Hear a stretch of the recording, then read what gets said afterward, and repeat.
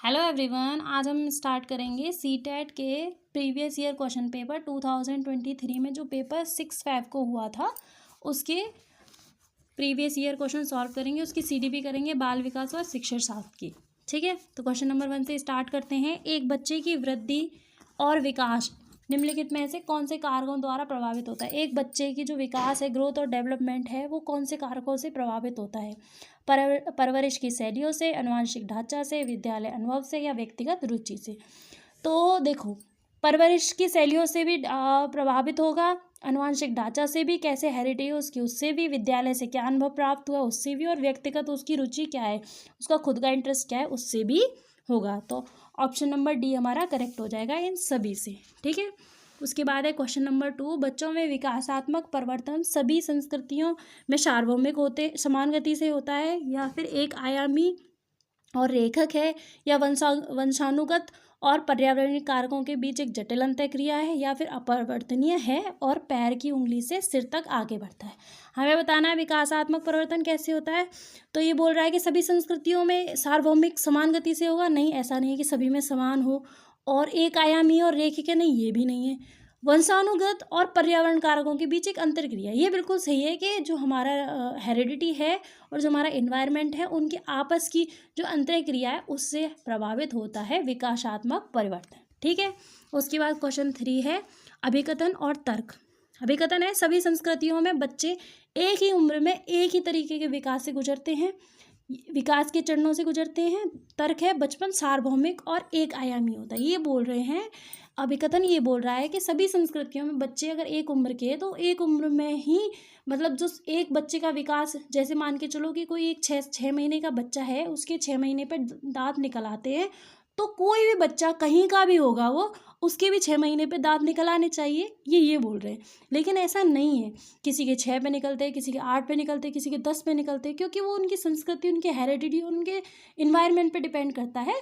ठीक है, और तर्क बोल रहा है कि बचपन सार्वभौमिक है और एक आयामी नहीं है ये।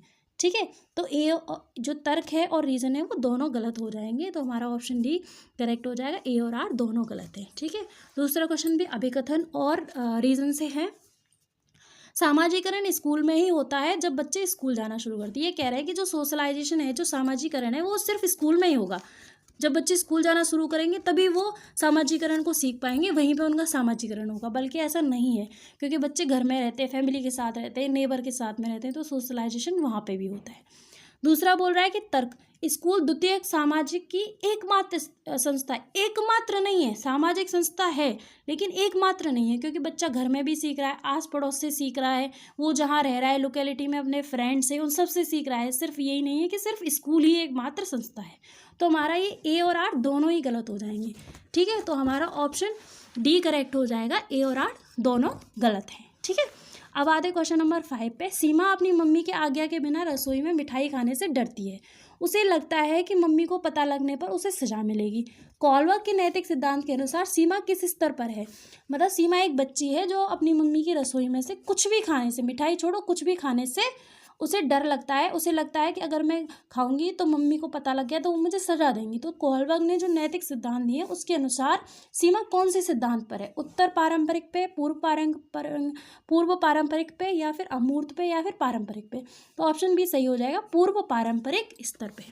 उसके बाद क्वेश्चन नंबर 6 है जीन पियाजे के अनुसार संज्ञानात्मक विकास किस प्रक्रिया द्वारा सुगम होता है। जीन पियाजे जो संज्ञानात्मक विकास जिन्होंने विकास के बारे में उन्होंने बताया है, तो उन्होंने बताया है कि कौन सी प्रक्रिया के द्वारा सुगम होता है, अच्छे से होता है। अनुकूलन के द्वारा, पुनर्वलन के द्वारा, या फिर पूर्वाभ्यास के द्वारा, या कलन विधि के द्वारा।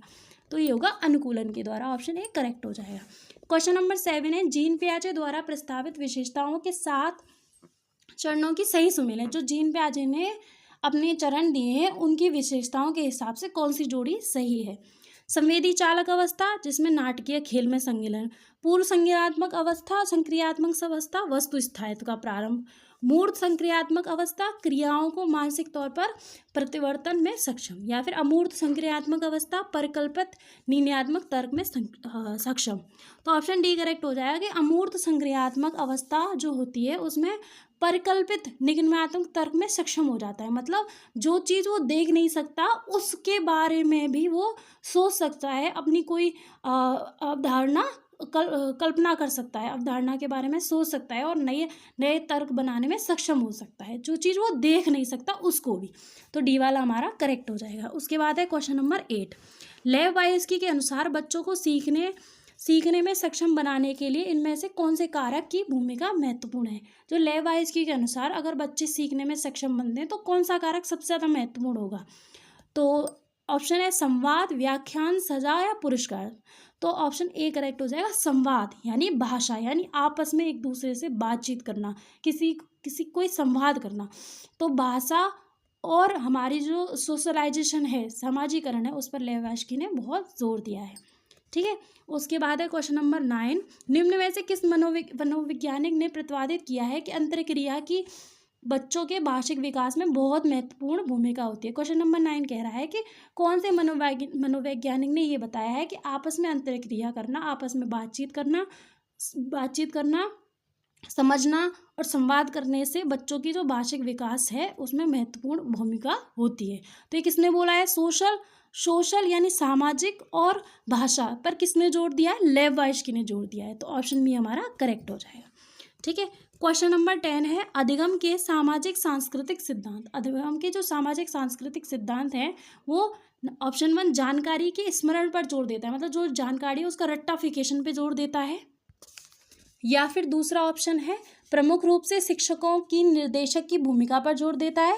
या फिर सीखने में सामाजिक संदर्भ की भूमिका को अहम मानता है। या फिर पुनर्वलन व सजा के इस्तेमाल को प्रतिपादित करता है। तो ऑप्शन सी करेक्ट हो जाएगा कि सीखने में सामाजिक संदर्भ की भूमिका को अहम मानते हैं। ठीक है। अब क्वेश्चन नंबर 11 है पियाजे और वाइगोस्की के अनुसार सीखना किस प्रकार का होता है। जो पियाजे हैं और वाइगोस्की हैं इनके अनुसार सीखना किस प्रकार का होगा? अनुसरण द्वारा, निष्क्रिय श्रवण, अनुकूलन या पुनर्वलन, या फिर अधिगमकर्ताओं की सक्रिय भागीदारी द्वारा। तो ये दोनों यही बात करते हैं कि बच्चे जो भी सीखने वाला है उसकी सक्रिय भागीदारी होनी चाहिए, उसमें एक्टिव भागीदारी होनी चाहिए। तो ऑप्शन डी करेक्ट हो जाएगा। क्वेश्चन नंबर 12 है तार्किक गणितीय बुद्धि की क्षमताओं में क्या शामिल है।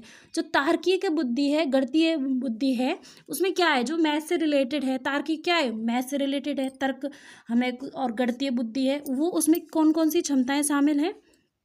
छवियों में हेरफेर, ग्राफिक कौशल और स्थानिक तर्क, कुछ भी जिसमें 2 से अधिक आयाम शामिल हो। या फिर लय, ताल, स्वर, माधुर्य के प्रति संवेदनशीलता, या फिर विशिष्ट पिचों, स्वरों और लय के बीच अंतर करना जिसे पहचानने में अन्य लोग चूक कर सकते हैं। या फिर पूर्व ज्ञान के आधार पर वर्गीकरण करना, पैटर्न पहचानना व विचारों के बीच संबंध बनाना। तो डी करेक्ट हो जाएगा कि हमें किस चीज़ की बुद्धि, मतलब क्या, कौन सी क्षमता शामिल होती है कि पहले ज्ञान के आधार पर हमें वर्गीकरण करना, मतलब पहले ज्ञान के आधार पर हमें सोचना, समझना, फिर उसका पैटर्न बनाना, फिर उसके बीच में अपना विचार बना के उसका संबंध बनाना है कि क्या सही है क्या गलत है। ठीक है। तो ये होता है हमारा, ऑप्शन डी करेक्ट हो जाएगा। उसके बाद है क्वेश्चन नंबर 13 किशोर अभिकथन है किशोरों की जेंडर भूमिकाएं व रूढ़िवादिताओं के प्रति दृष्टिकोण और मूल्यों को निर्धारित करने में विज्ञापन और फिल्म एक बड़ा प्रभाव डालती हैं।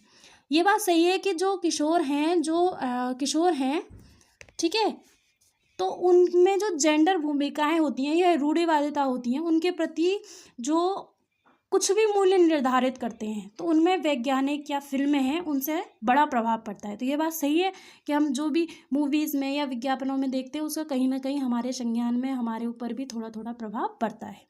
अब इसका रीज़न है कि मीडिया सामाजिकरण की एक शक्तिशाली प्राथमिक संस्था है।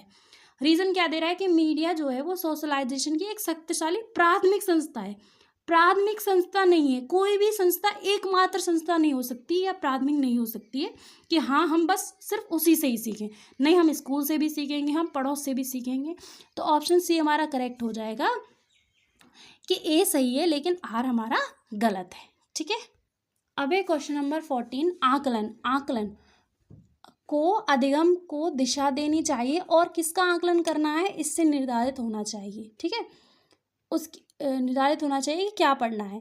और बी वाला है को सीखने से नहीं जोड़ा जाना चाहिए क्योंकि दोनों अलग अलग क्रियाएं हैं।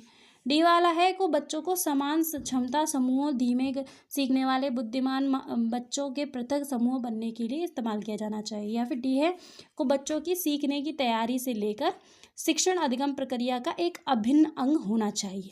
तो आकलन को कैसा होना चाहिए, जो आकलन हम करते हैं वो कैसा होना चाहिए, वो ऐसा होना चाहिए जो बच्चों को सीखने की तैयारी से लेकर, मतलब बच्चे किस तरीके से सीख रहे हैं उस तैयारी से लेकर शिक्षण अधिगम प्रक्रिया का एक अभिन्न अंग होना चाहिए।